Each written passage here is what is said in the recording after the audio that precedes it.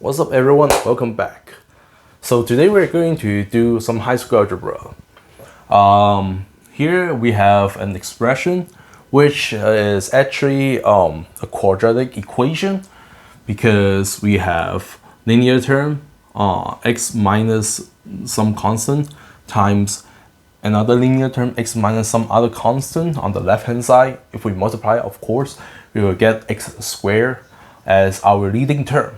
So we see that the left hand side has a leading term x squared, where the right hand side is just constant. So of course, by definition, it's just a quadratic equation because that's the highest term we can get. So of course, we're going to try to solve for x. But what should we do? Should we just simply multiply the left hand side out like usual and then use the quadratic equation?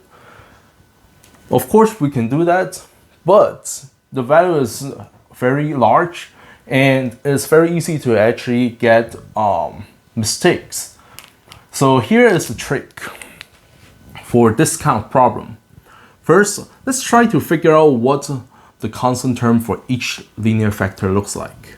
So if we multiply it, the first one will give us 4044, where the second one is going to give us 4046, and then which is equal to right hand side, and we'll just copy it, and perhaps you can see it.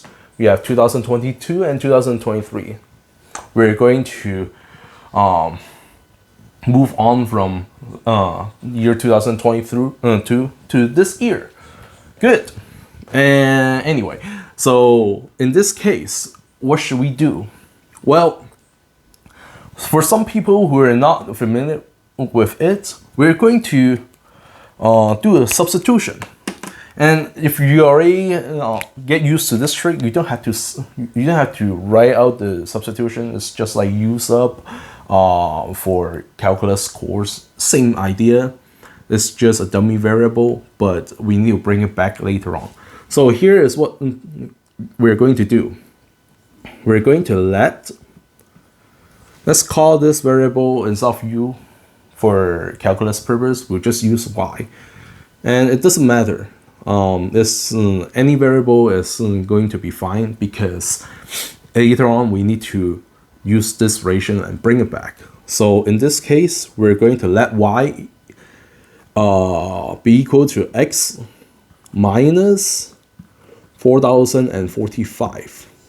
So why do we do that? Or what would happen when we do it? Well, let's see. For the first factor, if we write it this way, we're now going to get x minus 4044. We can break it into 4045 and 1. So in this case, we will need to have a plus 1 so that if we put it back together, we'll get the value. So that gives us y plus 1 for the first term. And similarly, we will actually get y minus 1 for the second term, which is equal to the right hand side. So now if we multiply it, we will see that we get y squared minus 1. And again, that is just the difference of squares. Then it will give us the right hand side, so that we will just bring the minus 1 to the right hand side to get y squared equals 1681 or 1681. And in fact, this is actually equal to the square of 41. It's actually a perfect square. So that now, as we take the square roots on both sides, we will get y is equal to 41. Not so fast. Since we're taking the square roots, don't forget we need to put a plus or minus sign on one of the side of the equation.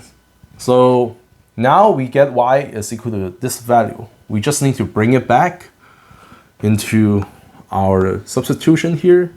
So we get x minus 4045 is equal to plus or minus 41, such that now we are going to add 4045 on both sides to get our final answer. X is equal to 4045 plus or minus 41. And of course, you can just simplify it to get, if we add together, we have 4086. Where if we subtract 41, we'll get 4004.